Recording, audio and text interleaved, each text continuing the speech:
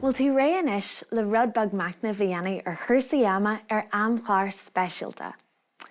Greenstad an Tairí atá géisteagin aniu. Go dé atá géist le Greenstad an Tairí? Well is agad? Maithú, sin an lá is fuide a rith na bliana.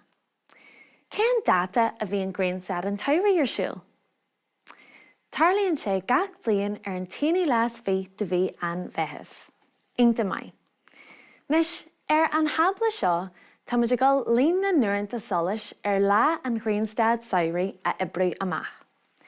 Tá coppla catharan ar fud an dóin agus amanaí éirí na Gréine agus lí na Gréine agin. Leis na thuaireanta solas a oibriú amach, bé orainn am éirí na Gréine a bhaint as am lí na Gréine. Agus le sin a dhéanamh, bé orainn na hamanaí a athraí fásta go am ceithre uair is fí. Bhfuil tú ré? Inta mai. Tása bhí muid le baile clia, agus am lí na Gréine a athraí go am ceithre uair is fí. Daithéad a trí bommate in é ní. Ma tá muid géirí a ní a chur in san am ceithre uair is fí, caiithí muid dóigh a chur leis.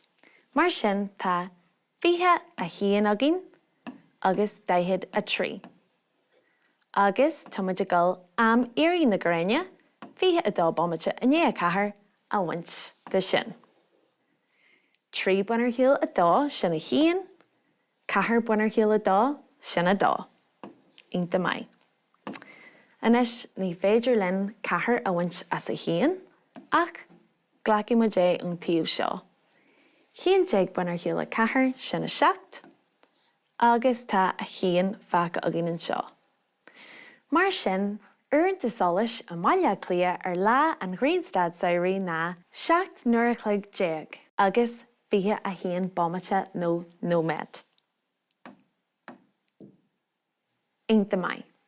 Nis archaimiid ar Nua-Eabhrac. Arís, caithfí muid am lí na Gréine a athraí go dtí am ceithre uair is fí. Mar sin caithfí muid dóigh a chur le a hocht. Sin fiche, agus fiche bommate, agus tá muid gal 5 uair is trotha bommate a bhaint de sin. Anis, ní féidir linn trotha a bhaint as fiche, mar sin ghlaci muid uair ón tíomh seo. Fagan sin ní déag uair anis, agus cibhiad bommate atá tíomhastí de uair. Seasca maithú, mar sin curthaí muid seasca le a fiche. Sin 8 anis. Agus tá muid gal an 5 uair is trotha bommate a bhaint arís.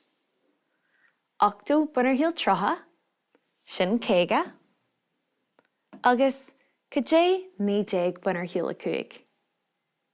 Anna bhaid, cathair déag. Mar sin tá ceithre uair déag is 50 bommate de uaireanta solas ag Nua-Eabhrac.